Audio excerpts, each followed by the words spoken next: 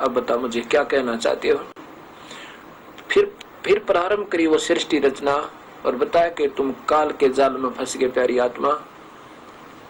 वो परमात्मा सचखंड में है और वो मैं ही हूं। अब गुरु नानक देव जी ने कहा कि अपनी आंखा वेखो तो सत मानो, बिना आंखा वेखो मैं मानू को ना। अभी तक तो हम गीता जी के अंदर लिखे हुए ओम नाम के मंत्र को सत्य मानते हुए और एक निराकार ओंकार को सत्य मान रहे थे, और आपकी बातों को क्योंकि शास्त्रों में मुझे सत्य नहीं नजर आ रही, आंखों देखो तो मैं मानू। तो कबीर साहब ने कहा ठीक है। कबीर साहब ने कहा कि इस केवल ओंकार मंत्र से बात नहीं बने, इस ओंकार के साथ एक नाम और मिलेगा अपने, ये दोनों मिलकर सतनाम बनेगा। इस ओम नाम के जाप से यहाँ की सुविधाएं प्राप्त होती है, मुक्ति नहीं हो सकती।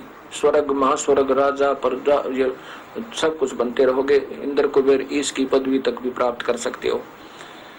प्रभु नहीं मिल सकता। प्रभु तो वो कबीर परमेश्वर है, वो मिले ही नहीं, और काल किसी को दर्शन नहीं दे क्योंकि ये तो 1 लाख जीवों को रोज खावे।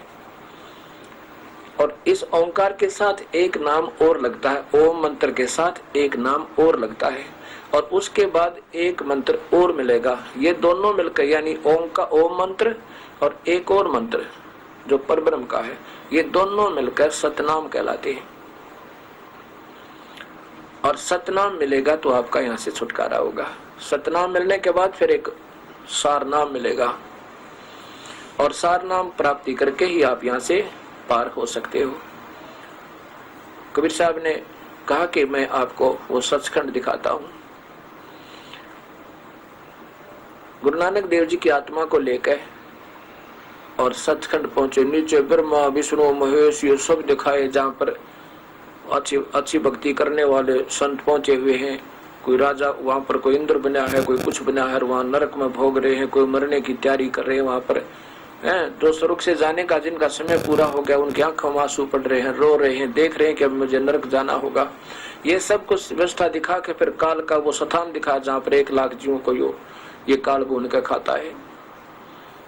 उसके बाद अपने पार ब्रह्म का लोक पार करके सतलोक ले गए।